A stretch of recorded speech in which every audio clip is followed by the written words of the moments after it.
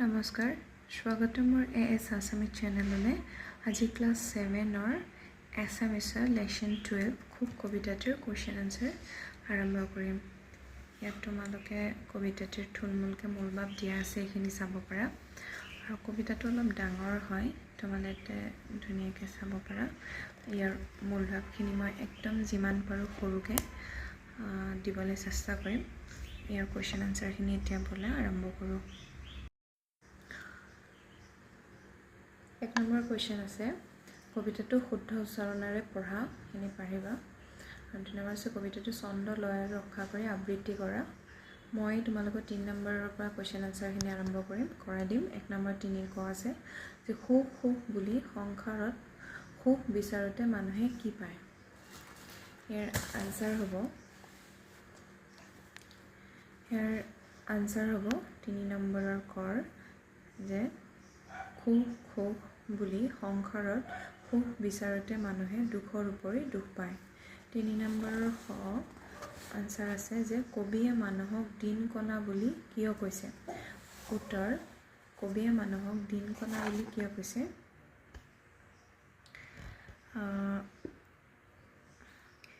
কবিয়ে মানুহক দিন কণা বুলি এই কাৰণেই কৈছে কাৰণ মানুহে সংসাৰত সুখৰ সন্ধানত ঘূৰি ফুৰে আৰু সুখ বিচাৰোঁতে দুখৰ উপৰি দুখ পাবলগীয়া হয়। অথচ মানুহে দেখাই নাপায় সুখ যে তেওঁলোকৰ নিজৰ হাততেই থাকে। মানুহে সুখ বিচাৰি হাপাথুৰি খায়, অথচ নিজৰ চৌপাশতে থকা সুখবোৰ দেখা নোপোৱা স্বভাৱৰ বাবেই কবিয়ে মানুহক দিন কণা বুলি কৈছে। 3 নম্বৰৰ গ, সুখ পাবলৈ হ'লে আমি কি বলিদান দিব লাগিব। ইয়াৰ উত্তৰ,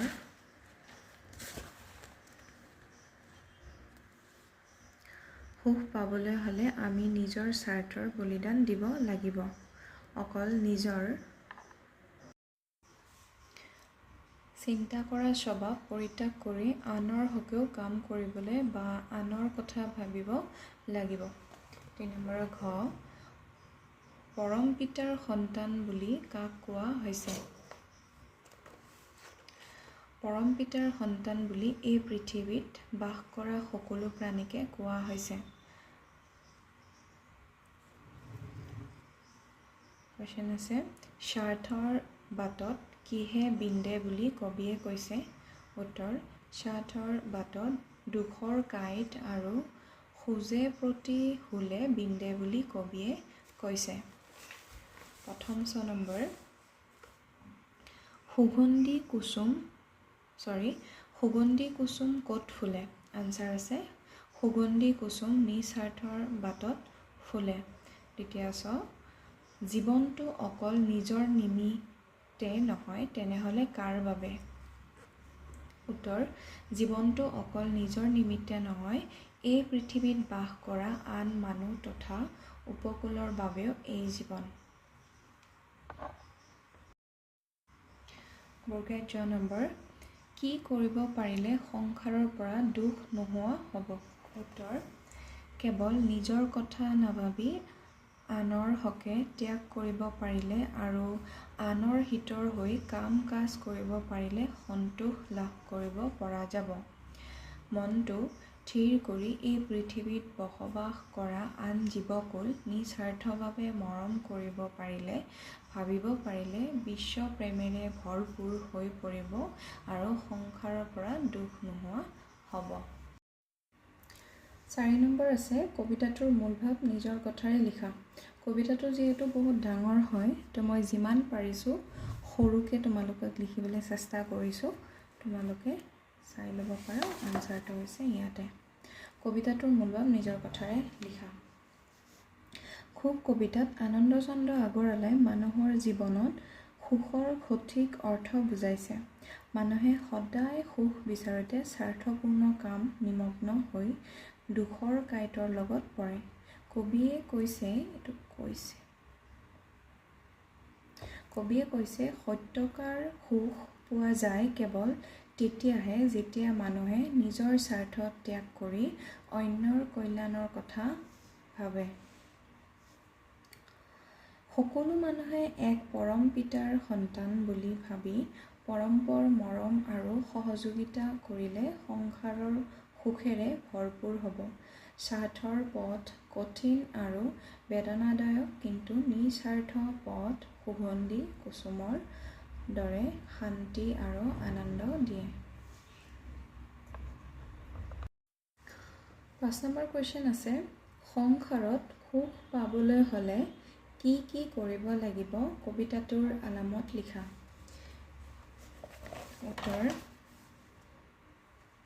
উত্তৰ সংসাৰত সুখ পাবলৈ হ'লে মানুহে নিজৰ ন্যস্ত স্বাৰ্থক বিসৰ্জন দি আনৰ হকে চিন্তা কৰিব লাগিব।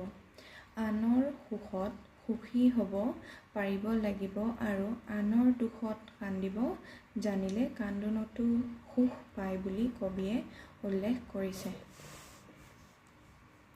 এই পৃথিৱীত বসবাস কৰা সকলো নৰ নাৰীয়ে এক পৰম পিতাৰ সন্তান।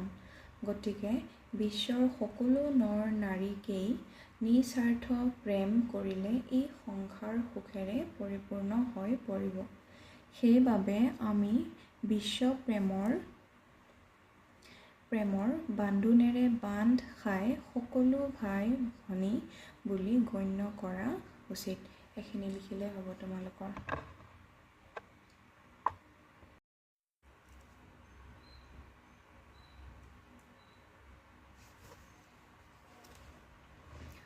ছয় নম্বৰ আছে, তলৰ শব্দবোৰ অৰ্থ, শব্দ সম্ভাৰ আৰু অভিধান চাই লিখা। এই শব্দবিলাক দিয়া আছে, ইয়াৰ অৰ্থবিলাক তোমালোকৰ কিতাপৰ এনেকা ছাইটবিলাকৰ অৰ্থ আৰু শব্দ যোনবিলাক আছে ইয়াতে তোমালোকে বিচাৰি পাই যাবা। ইয়াতে পাই যাবা, গোটেইখিনি শব্দ অৰ্থ দি আছে। তো মই ইয়াত কেইটামান ইয়াৰ উত্তৰবিলাক মই কৰি দিছোঁ বাৰু। দিনকণা মানে দিনতে নেদেখা স্বাৰ্থ, নিজৰ লাভ বা মংগল। ধৰিব পাৰিছানে? বলিদান, বলি, হিত, ধীৰ, এইটো থিত আছে ধীৰ, হিত আছে মংগল, সন্তোষ, আনন্দ।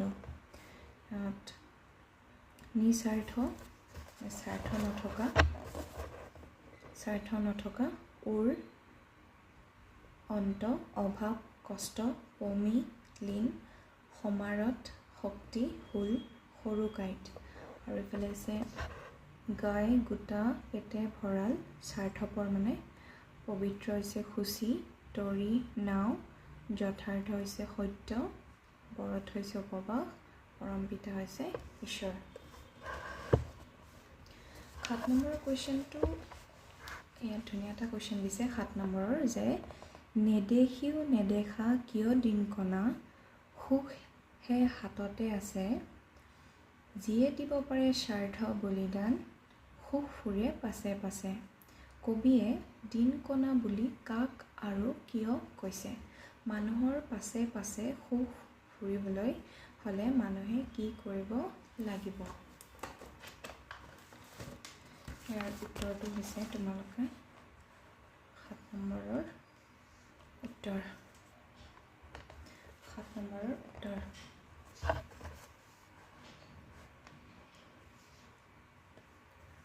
7 নম্বৰৰ উত্তৰ আছে যে কবিয়ে দিনকণা বুলি এই পৃথিৱীৰ নৰ মানুহক কৈছে। এই পৃথিৱীত মানুহে সুখ বুলি হাপাথুৰি খাই ফুৰে, অথচ সুখৰ মুখ নেদেখা, বৰঞ্চ সুখ বিচাৰোঁতে দুখৰ উপৰি দুখহে পাবলগীয়া হয়। কিন্তু নিজৰ হাততেই যে সুখ নিহিত হৈ থাকে, সেই সুখক মানুহে বিচাৰি ল'ব নাজানে। সেয়েহে কবিয়ে মানুহক দিনকণা বুলি কৈছে। মানুহৰ পাছে পাছে সুখ ফুৰিবলৈ হ'লে মানুহে স্বাৰ্থ বলিদান দিব লাগিব আৰু আনৰ হকে চিন্তা কৰিবলৈ শিকিব লাগিব। 8 নম্বৰ কুৱেশ্যনটো তোমালোকৰ দিয়া আছে যে প্ৰসংগ সংগতি লগাই ব্যাখ্যা কৰা। যথাৰ্থ নিস্বাৰ্থ মৰমী জীৱন, বিশ্ব প্ৰেমে ভৰপূৰ, বিশ্বৰ সকলো ভাই ভনী তাৰ, সুখৰ নপৰে ওৰ। কথাখিনি প্ৰসংগ, সংগতি আৰু ব্যাখ্যা তিনিটা বস্তু লগাই কৰিব দিছে। তো আমি তিনিটাৰে লগাই কিনে ইয়াৰ উত্তৰবিলাক কৰিম। ইয়াত প্ৰসংগ এনেকৈ তোমালোকে দি ল'বা প্ৰসংগ বুলি, কাৰণ তিনিটা বস্তু উল্লেখ কৰিছে, তিনিটা বস্তু থাকিব লাগিব। প্ৰসংগ: উক্ত কবিতা ফাঁকি আমাৰ পাঠ্যপুথি অংকুৰণৰ অন্তৰ্গত সুখ নামৰ কবিতাটোৰ পৰা তুলি দিয়া হৈছে। এনেকৈ প্ৰসংগ থাকিলে যিকোনো ব্যাখ্যাত প্ৰসংগ দিলে তোমালোকে ধুনীয়া মাৰ্কছ পাব পাৰা। আৰু প্ৰসংগটো তোমালোকে কোনখন মানে যোনখিনি পেৰেগ্ৰাফ থাকিব এনেকুৱা থাকিব, সেইখিনি কোনটো লেচনৰ পৰা দিয়া হৈছে, কোনখন কিতাপৰ পৰা, এইখিনি উল্লেখ কৰিলেই তোমালোকৰ প্ৰসংগটো কমপ্লিট হৈ যাব। তো এইখিনি আমাৰ দিয়া হৈছে, এইখিনি কোনটো লেচনৰ পৰা দিয়া হৈছে, কি কবিতা ফাঁকিৰ পৰা দিয়া আছে, এইখিনি আমি নাম লিখিম। সেই নামটো লিখাকে প্ৰসংগ বুলি কয়। উক্ত কবিতা ফাঁকি আমাৰ পাঠ্যপুথিৰ অংকুৰণ অন্তৰ্গত সুখ নামৰ কবিতাটোৰ পৰা তুলি দিয়া হৈছে, প্ৰসংগ। ব্যাখ্যাৰ ফাৰ্ষ্টতে প্ৰসংগটো লিখিলে ধুনীয়া হয় আৰু মাৰ্কছখিনিও ফুল মাৰ্কছ পোৱা যায় আৰু দেখাটো ধুনীয়া লাগে। পিছত আহিল 2 নম্বৰ সংগতি। তো সংগতিটো মানে গোটেই ব্যাখ্যাটোৰ থুলমূল এটা বিৱৰণ, ক'ব গ'লে এটা লাইনত বা দুটা লাইনত গোটেই ব্যাখ্যাটোৰ কথাখিনি বুজাব পৰাকৈ লিখিব লাগে। সংগতি: মানুহে সুখ কিদৰে আহৰণ কৰিব পাৰে,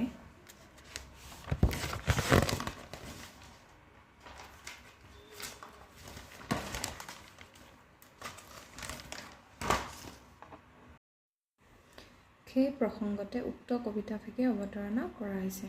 এতিয়া ব্যাখ্যাটোত আছে যে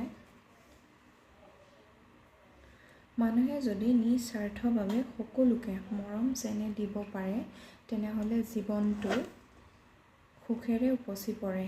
বিশ্বৰ সকলো মানুহকে নিজৰ ভাই ভনী ৰূপে গ্ৰহণ কৰিব পাৰিলে বিশ্বত প্ৰেম ভাৱে উপচি পৰিব আৰু সংসাৰখনো এখন সুখৰ ঠাই হৈ পৰিব বুলি কবিয়ে কৈছে।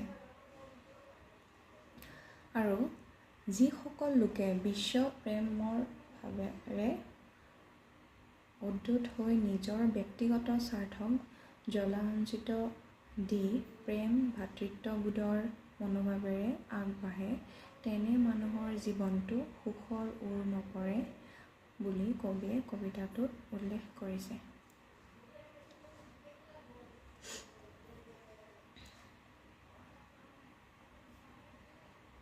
পিছৰখিনি আছে বাক্য ৰচনা।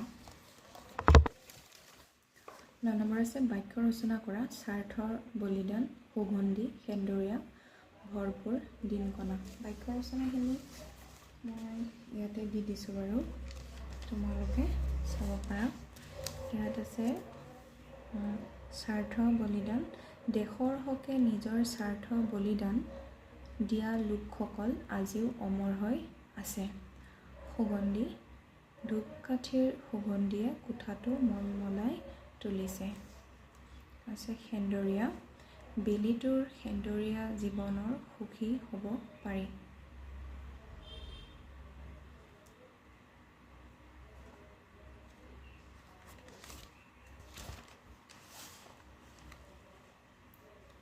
ভৰপূৰ: ফুলনি বাগিচাখন ফুলেৰে ভৰপূৰ হৈ আছে।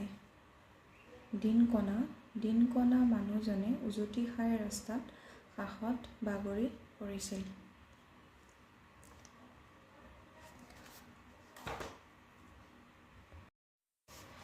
11 নম্বৰ কুৱেশ্যনত আছে তলৰ শব্দবোৰ লিংগ পৰিৱৰ্তন কৰা।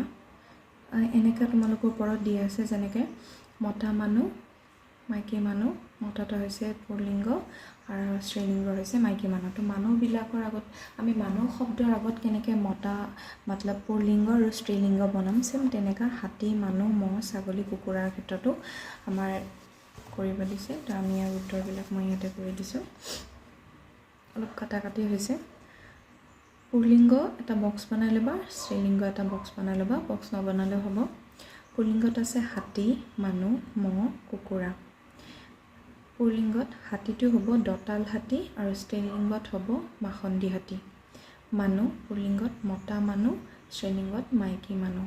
মহ পুল্লিংগত মতা মহ স্ত্ৰীলিংগত মাইকী মহ কুকুৰা পুল্লিংগত মতা কুকুৰা স্ত্ৰীলিংগত মাইকী মহ কুকুৰা তো তোমালোকে পুল্লিংগ ষ্টৰি এনেকৈ নিলিখি ডাইৰেক্ট পুল্লিংগ আৰু স্ত্ৰীলিংগ দুটা বক্স বনাই হাতী দঁতাল হাতী মাখন্দি হাতী মানুহ মতা মানুহ মাইকী মানুহ সেনেকাও লিখিব পাৰা